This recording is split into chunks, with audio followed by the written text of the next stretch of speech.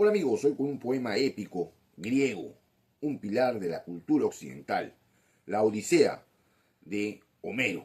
Te cuento todo sobre esta gran obra. El poeta griego Homero es monumental. No es exagerado decir que es la piedra angular sobre la que se construyó gran parte de la literatura, la cultura y el pensamiento de la civilización occidental. Su influencia, a través de sus dos magnas obras, la Ilíada y la Odisea, se puede entender desde varios pilares fundamentales. Padre de la literatura occidental, antes de Homero, aproximadamente en el siglo VIII a.C., la tradición era primordialmente oral. Él fue el pionero en dar una forma, una estructura a las leyendas y mitos que se transmitían de generación en generación.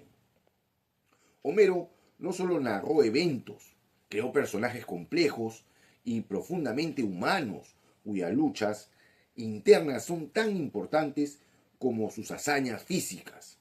La ira de Aquiles, la astucia de Odiseo o Ulises, la nobleza de Héctor o la fidelidad de Penélope se convirtieron en arquetipos universales que han sido explorados y reinterpretados en la literatura, el teatro y el cine, hasta nuestros días.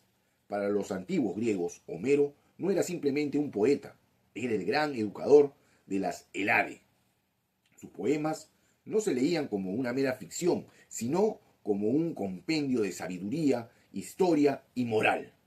Homero dio una forma coherente y unificada a la mitología griega, aunque no inventó a los dioses, les dio la personalidad, la motivación y las interacciones que hoy asociamos con el panteón olímpico.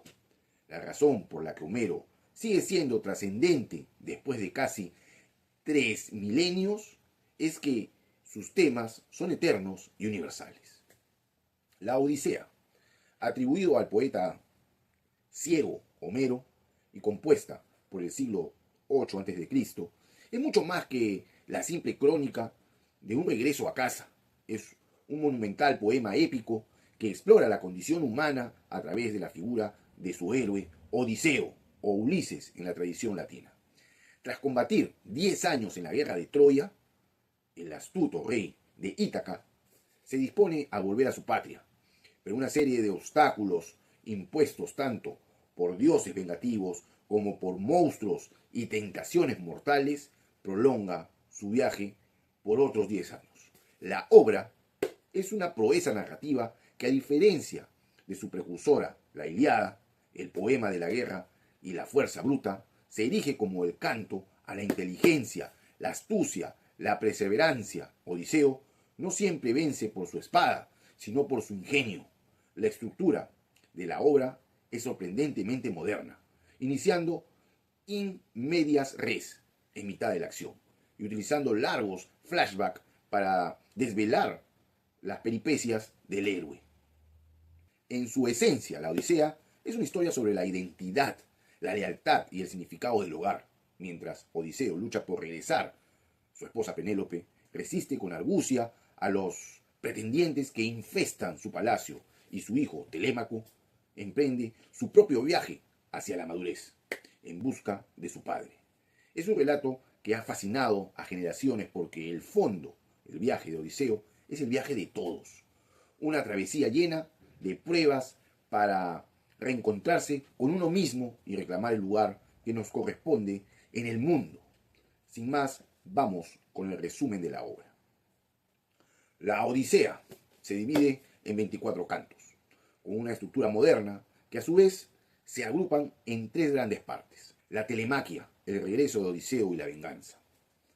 El primer viaje de Telémaco, por eso se llama telemaquia, para encontrar a su padre y a sí mismo. Han pasado casi 20 años desde que Odiseo partió a Troya.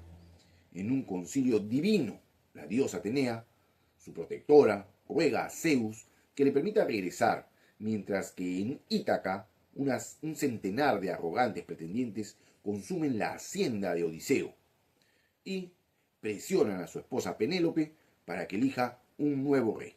Atenea, disfrazada de un viejo amigo de la familia llamado Mentes, visita a Telémaco y lo insta a buscar noticias de su padre. Telémaco, inspirado por la diosa, convoca por primera vez una asamblea. Denuncia públicamente a los pretendientes, pero estos, liderados por el soberbio Atino, se burla de él.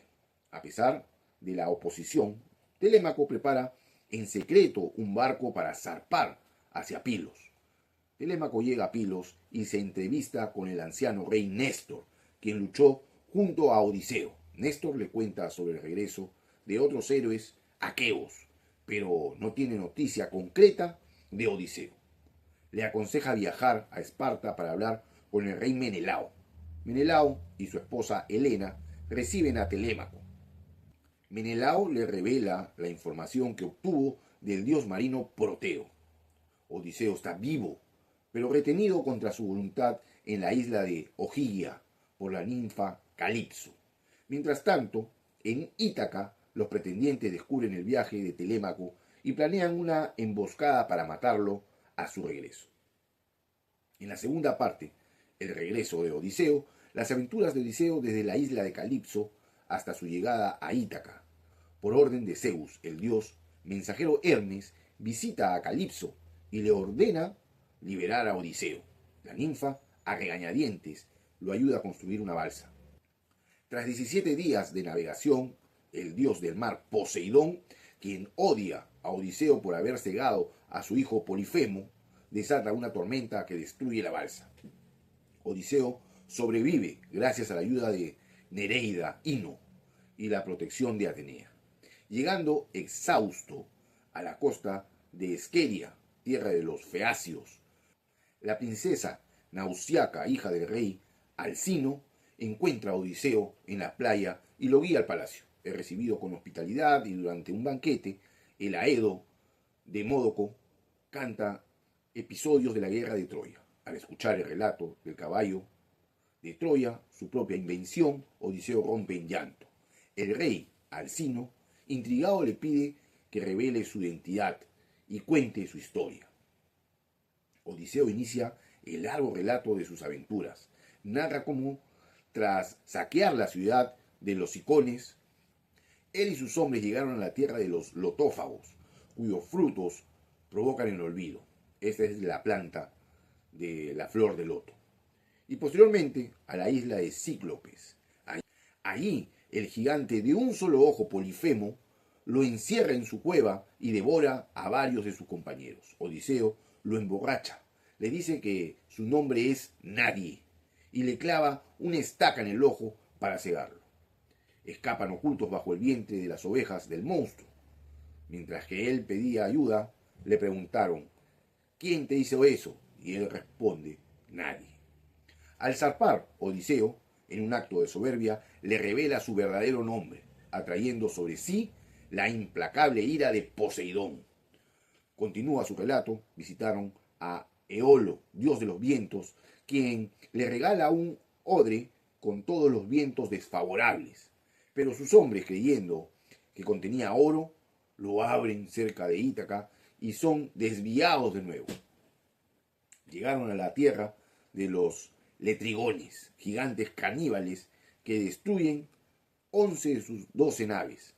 Con la única nave restante, arriba a las islas de Ea, hogar de la hechicera Circe, quien convierte a parte de su tripulación en cerdos. Con la ayuda de Hermes, Odiseo la domina y la obliga a devolverles su forma humana, permaneciendo en su isla por un año. Para poder regresar a casa, Circe le indica que debe viajar a los confines del mundo para consultar el alma del adivino Tiresias en el Hades.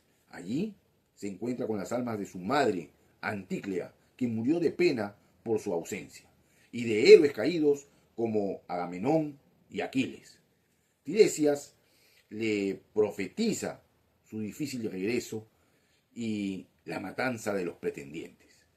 De vuelta en el mundo de los vivos y advertido por Circe, Odiseo tapa los oídos de sus hombres con cera y se hace atar al mástil para poder escuchar sin sucumbir el canto mortal de las sirenas. Luego navegan el estrecho entre Escilia, un monstruo de 6 cabezas que devora a 6 de sus hombres, y Caridis, un terrible remolino. Finalmente, a pesar de la advertencia, sus hombres sacrifican y comen las vacas sagradas del dios Helios, el sol, lo que provoca que Zeus destruya la nave con un rayo.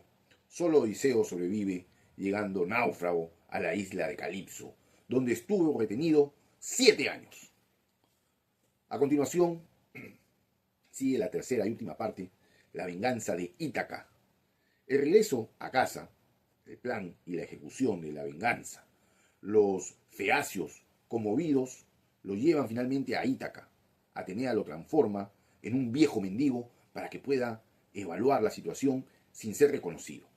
Se refugia con su fiel porquero Eumeo, quien sin saber su identidad le habla de su lealtad al rey ausente y del ultraje de los pretendientes. Atenea guía a Telémaco de vuelta a Ítaca, evitando la emboscada. Padre e hijo se encuentran por fin en la cabaña de Eumeo y entre lágrimas planean la venganza. Odiseo, aún como mendigo, entra en su propio palacio. Es maltratado y humillado por los pretendientes, probando así su impiedad. Solo su viejo perro, Argos, lo reconoce antes de morir de la emoción. Su antigua nodriza, Euriclea, también lo identificó por una cicatriz en su pierna mientras le lavaba los pies, pero le ordena guardar secreto. Penélope, sintiendo una extraña conexión con el mendigo, le habla de su tristeza y de su plan. Se casará con quien sea capaz de tensar el arco de Odiseo y disparar una flecha a través de las 12 hachas alienadas. Ninguno de los pretendientes tiene la fuerza para tensar el arco y el mendigo pide una oportunidad. Entre las burlas de los sacerdotes y jóvenes, Odiseo tensa el arco sin esfuerzo y dispara la flecha limpiamente a través de las hachas. La señal ha sido dada. Odiseo revela su verdadera identidad. Con la ayuda de Telémaco y los fieles Eumeo y Filetio, masacra a todos los pretendientes en una escena de violencia catártica y justicia implacable. Las esclavas que se acostaron con ellos son ahorcadas. El palacio es purificado. Penélope, incrédula y cautelosa, se niega a aceptar que el hombre sea su esposo. Para probarlo, le pide a la nodriza que mueva el lecho nupcial fuera de la habitación. Odiseo estalla, revelando que él mismo construyó la cama alrededor de un olivo vivo, un secreto que solo ellos dos conocían. Con esta prueba irrefutable, Penélope lo abraza y finalmente se reúnen. Odiseo se reúne con su anciano padre, Laertes. Las almas de los pretendientes llegan al Hades. Los familiares de los muertos buscan venganza, pero la intervención de Atenea, con la venia de Zeus, restaura la paz en Ítaca, reafirmando a Odiseo como su legítimo rey. Y amigos, ¿qué opinan sobre esta tremenda obra? El regreso al hogar es el eje central de la obra. El término griego nostos no solo significa el retorno físico, sino también la restauración del orden, la identidad y el estatus. El anhelo de Odiseo por Ítaca es la fuerza que lo impulsa a rechazar la inmortalidad que le ofrece Calipso y a superar cada obstáculo. El hogar es el centro de la identidad del héroe, a diferencia de Aquiles, el héroe de la fuerza, de la Ilíada. Odiseo es el arquetipo del héroe de la inteligencia. Su victoria sobre Polifemo no es por combate, sino por engaño. Su disfraz de mendigo es la máxima expresión de esta cualidad. La paciencia, la estrategia sobre la confrontación directa. El viaje de Odiseo es también una búsqueda de una propia identidad. ¿Quién es él después de 20 años de ausencia?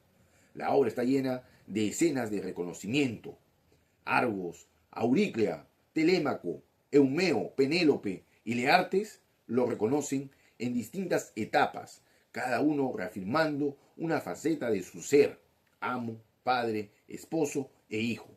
Los dioses no son meros espectadores, intervienen constantemente. Atena es la protectora divina que guía a este héroe, mientras que Poseidón es el antagonista divino que lo castiga por su ibris, por su soberbia. La matanza final es presentada no como una simple venganza, sino como un acto de justicia divina contra la impiedad y la arrogancia de los pretendientes. La senia era un código sagrado en la antigua Grecia. Los anfitriones debían acoger a los extranjeros y los huéspedes debían respetar a sus anfitriones. La trama de la Odisea se articula en torno a la observancia o violación de este código. Los feacios son el ejemplo de hospitalidad perfecta y son recompensados. Gracias por seguir hasta aquí. Suscríbete al canal y nos vemos en la próxima entrega. Adiós.